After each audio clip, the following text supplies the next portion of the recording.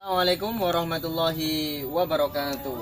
Alhamdulillahirabbil alamin. Puji syukur kehadirat Allah Rabb semesta alam yang telah mencurahkan segala nikmatnya sehingga di kesempatan pagi ini kita masih bisa beraktivitas normal tanpa halangan suatu apapun dan bisa menghirup udara segar yang dikaruniakan oleh Allah Subhanahu wa taala. Anak-anakku, siswa-siswi SMP Negeri 21 Surakarta yang Bapak banggakan dan semoga selalu dirahmati oleh Allah Subhanahu wa taala.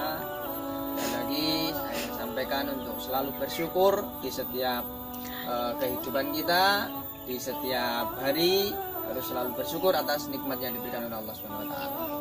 Oke, anak-anakku, siswa-siswi SMP Negeri 21 Surakarta, setelah kalian menghadapi penilaian harian bersama, mengikuti penilaian harian bersama untuk hari ini, dan Bapak berikan hanya semacam refleksi saja untuk mengulang dan memperdalam materi pada pertemuan-pertemuan yang lalu, dari pertemuan pertama sampai pertemuan keempat. Oke anak-anakku, siswa-siswi SMP Negeri 21 Surakarta, untuk bab 1 di semester 2 ini baik kelas 7, kelas 8 maupun kelas 9 itu membahas tentang iman. Jadi iman, percaya, keyakinan yang kokoh dalam hati. Iman itu tidak hanya cukup diyakini dalam hati saja dan tidak hanya cukup diucapkan secara lisan. Tapi iman yang sebenarnya, iman yang sesungguhnya itu harus betul-betul diwujudkan dalam perbuatan sehari-hari. Salah satu tanda kebesaran Allah itu adalah dengan adanya alam ini, dengan adanya alam semesta ini. Seperti yang kalian lihat di belakang saya ini ada tumbuhan yang bisa tumbuh dengan segar, yang bisa menghasilkan oksigen, kemudian pepohonan dan lain sebagainya. Itu sebagai tanda ayat kauniyah Allah atau ayat yang bisa kita lihat. Nah itu bisa menjadi peningkat keimanan kita yang nantinya itu bisa mempengaruhi kualitas keimanan kita. Jadi sekali lagi, iman itu tidak hanya sebatas dalam hati saja, tidak sebatas dalam diucapkan dengan lisan, tapi lebih jauh lagi iman itu bisa dijawantahkan dalam suatu perbuatan. Karena Islam itu dibangun dari 4 dasar. Itu ada rukun Islam, ada rukun iman, ada rukun ihsan, dan ada tentang akhlak. Nah yang terakhir akhlak ini. Kalau sampai orang yang mengaku beriman kepada Allah Subhanahu wa taala maupun beriman kepada hari akhir, kemudian iman kepada qada dan qadar, iman kepada rasul, iman kepada malaikat, kok perbuatannya masih buruk, akhlaknya masih buruk, ya berarti imannya itu hanya baru sebatas pengakuan saja, belum betul-betul dijawantahkan dalam kehidupan sehari-hari.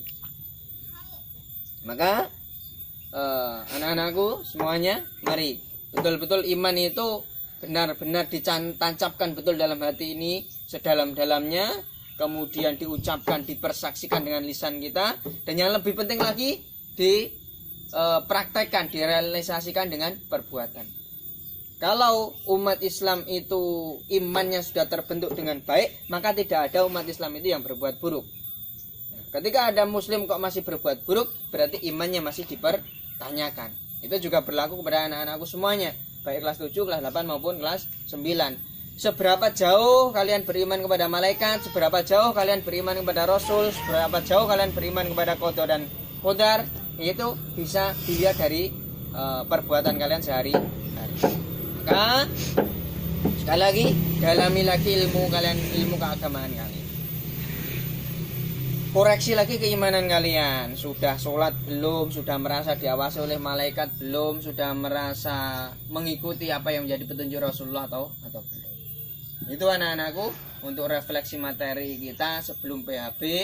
Dan setelah tayangan ini, setelah pengantar ini, nanti langsung saja dibuka umpan baliknya, dikerjakan umpan baliknya. Umpan balik ini nanti saya sampaikan persis dengan soal-soal PHB kemarin, persis dengan soal PHB kemarin.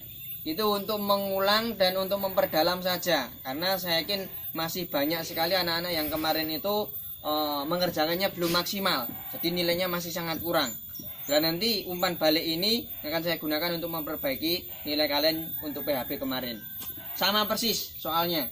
Jadi harap untuk dikerjakan semaksimal mungkin. Saya yakin kalau kalian kemarin PHB mengikuti dengan aktif masih ingat kunci jawabannya. Nah, maka agar pembelajaran kemarin itu maksimal, diulang lagi nanti untuk dikerjakan soal-soal yang pernah Pak Haji sampaikan di penilaian harian bersama. Sekali lagi, umpan balik harap dikerjakan semaksimal mungkin, ya. Itu untuk memperbaiki nilai-nilai yang kemarin, apalagi yang tidak mengikuti. Itu cukup dari saya. Sekian. Salam sehat dan semangat. Tetap semangat walaupun dalam masa pandemi. Assalamualaikum warahmatullahi wabarakatuh.